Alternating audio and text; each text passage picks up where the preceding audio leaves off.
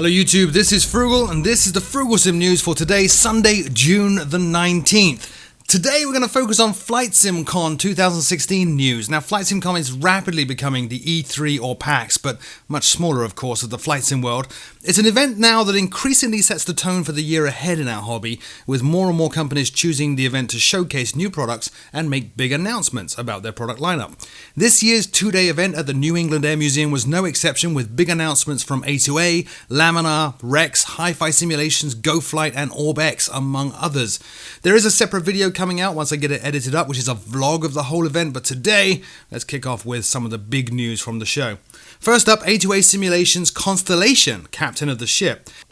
Now the B377 Strata Cruiser really kicked off the whole AccuSim line for A2A, and then captain of the ship, coming a little later, was all about being the captain of that aircraft, managing your crew, putting passengers first, and it had some really neat features, in particular with the AI of the crew and the people boarding the plane. The tone of the crew changed based on conditions and your reputation flying the aircraft. The next aircraft from A2A and the next captain of the ship aircraft is the 049 model Constellation. Now it's going to enter beta in July. It has been developed in parallel with the T6 Texan. Connie is a lot more nimble and has a very different flight model to the Strata Cruiser and a very distinctive and unique styling, including of course the iconic triple tail design. I did sit down with Scott and Jake and get a run through of the aircraft, but to be completely open and honest, I was so blown away by what I was seeing, I wasn't taking notes and I certainly didn't film it. I apologize. But anyway, I have had lots of feedback on the DC6 video that I should check out the Strata Cruiser and captain of the ship, despite that being 5 years old. A2A's B377 captain of the ship really set a standard for what these period airliners should be like in a sim, and the new Connie looks set to raise that standard even higher still. More news as soon as I have it. Next up, Laminar and X-Plane 11. Laminar's presentation at FlyJSim Con is always outstanding and jaw-dropping. This year the team showed off what's coming in the next major release of X-Plane. Development has been focused on all the areas that the FSFX and P3D crowd have complained about, perhaps most obvious of all being the X-Plane user interface. A complete UI overhaul has been undertaken, and it's simply stunning. Beautiful designs with a focus on fast navigation of X-Plane's immense array of features, from weather building to aircraft selection and even aircraft position on an airport. In many ways, the new X-Plane 11 UI even looks, I think, more accessible than Dovetail's UI overhaul in Flight School. The key difference, of course, being that this is geared towards dedicated simmers and newcomers alike. Visuals in the sim also got a major overhaul with new methods of handling reflection across different materials, as well as greatly improved SSAO to really add depth to images through shadowing and contrast where appropriate.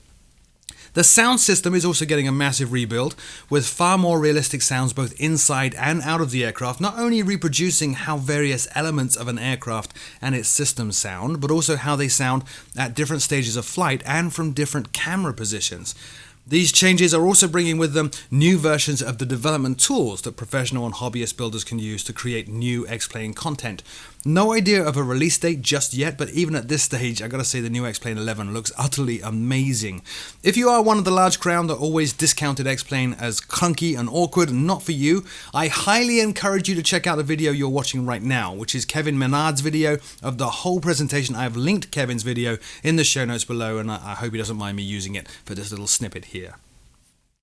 Next up, GoFlight. GoFlight at the show launched the Vant Edge yoke, which is a new mid-range yoke focused more on GA flight than airliner flight. It has the same basic internals as the Pro 737 yoke that I reviewed on this channel quite a while ago, but it is a lot cheaper.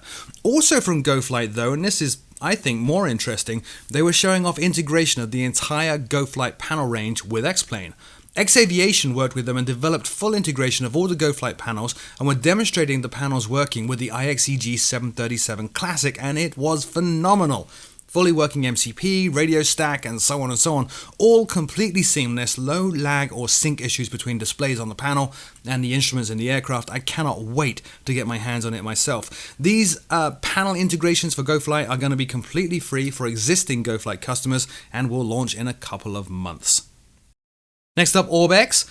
Orbx announced at the show Orbx Direct, which is their own store, and alongside that, FTX Central version 3. Now, FTX Central version 3 is a single installer that downloads and installs all the products you own from a single place. It's a little bit like Steam or GOG Galaxy. It is a one-stop solution for just getting these sceneries and these products that you own or buying them and just installing them without any hassle at all. They are coming out with a way of migrating products from the FlyJSim store to Orbx Direct, and when this goes live, though, you will only be able to buy new products through Orbx Direct and FTX Central version 3. That is expected to happen in August. Now, Orbx were also showcasing Bar Harbor that I covered in a previous show.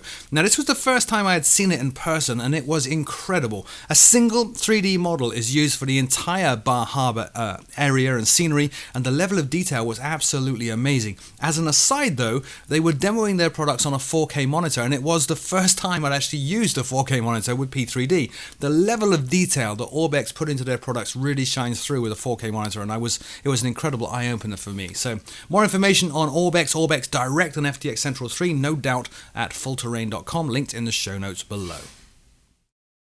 Next up, Hi-Fi Simulations. Now, this was a big surprise for me, but Hi-Fi Simulations were showing off the successor to Active Sky Next. Active Sky Next is without doubt my favorite weather generation system, and I honestly couldn't imagine previously how Hi-Fi could improve on it, but they have. Active Sky 16, or AS16 as it's called, brings with it a new and improved map system, scenarios and challenges allowing you to practice handling things like wake turbulence, wind gusts, microbursts, and more, in-motion cloud effects, and greatly improved visibility smoothing and fog in P3D. It also now works with Navigraph data for flight planning. Most impressive of all, though, it fully integrates with a brand new product they announced at the show, that being Active Sky Cloud Art. Active Sky Cloud Art, or ASCA, will actually work with any weather engine, but obviously it works best with Active Sky 16. It gives you dynamic cloud texture generation and loading, so no more flying from A to B with a single texture set for the entire flight. Instead, Cloud Art generates and actually starts loading in new textures as weather patterns change, really bringing the sky to life and making it massively more realistic. It is going to include more than 100 new cloud models and types, and introduces a mass of new cloud and sky textures and themes. All themes are dynamic as well, so you can just choose one and forget about it if you don't want to mess around with stuff later on. No release dates for Active Sky 16 or Active Sky Cloud Art other than soon. Upgrade paths, however, will be in place for Active Sky Next users. More information at the dedicated websites ActiveSky16.com and ActiveSkyCloudArt.com. Now, following Hi-Fi, Rex were there in force, and they were showing off Skyforce 3D. Now, this is a complete replacement for the 3D cloud system and the weather engine in FSFX and Prepared, so in some respects kind of goes head-to-head with Active Sky 16. It has true cloud classification and accurate modeling of how clouds interact with the atmosphere. It features a complete rebuild of the weather system, accurate depiction of all cloud types, accurate overcast conditions, complete storm systems, supercells, and even mist. These things are all accurately depicted. It looks pretty amazing. Obviously, as I just said, it's likely to go head-to-head with Active Sky Next and Active Sky 16. Time will tell which one is the best, but I'm probably going to get both. It will be released by August. Now, the video you're watching is their full trailer for Skyforce 3D, and it is linked in the show notes below. I do encourage you to go and check it out. Now, alongside Skyforce 3D, Rex were also introducing, this one's amazing, World Airports HD. World Airports HD is a complete replacement of all the default airports worldwide in FSFX and Prepared. Now, it doesn't override your payware airports, they remain intact, but it does retexture all the other airports within the sim, adding new buildings, runways, taxiways, changing their textures as well, and expands on the defaults greatly by adding in new building types and new objects. Also even supports recoloring of reflective surfaces based on time of day and conditions. Utterly, utterly amazing. Rex were around in force at FlySimCon 2016.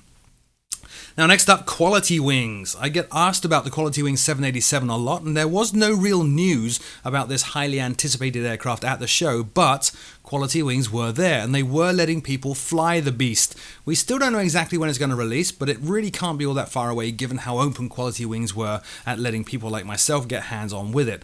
It is not apparently intended to be a study-level aircraft, but it is apparently very complex all the same. More complex than some of their other slightly complex. God, so much variation and complexity. More complex than some of the other slightly complex or reduced complexity ranges like the RJ series. The visuals in the Quality Wing 787 were simply beautiful. The flight model felt very smooth indeed. I did also see a working EFB in the cockpit, which was amazing, and that EFB was also even working with airport charts.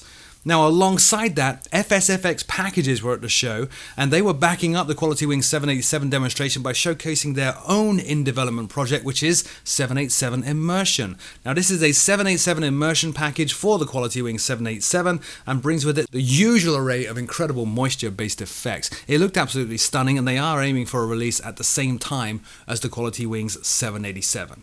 Finally, FlyJSim. Now, I spent quite a lot of time with Jack Sketchers flying Jackal at the show.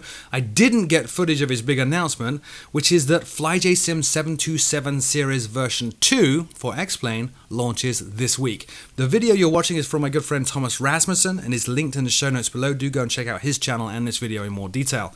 The 727 Series version 2 includes a built-in FMC built with help from the XFMC team. It's basically a 3D version of the freely available XFMC. It includes more systems modeled, improved textures, extended notes and management tools, including aircraft maintenance, and the aircraft state coupling in with the maintenance bit is now persistent. Jack in his announcement actually called out A2A, saying that he was inspired by the way A2A does things and he wanted to bring that level of depth into his 727 series in X-Plane.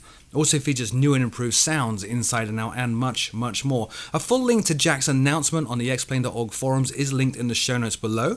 If you decide to buy it this week and you already have the full 727 series, it's going to cost you $10. If you have one aircraft in the series, it's going to cost you $25. So that's it for this week's show. As I said, a big summary roundup of some of the key news that I thought from FlightSimCon 2016. We'll be putting out a vlog later with all the other footage I gathered, all kind of edited together. It's going to take me a while to do that. As always, my name is Frugal. Thank you so much for watching, and until next time, I'll see you very soon.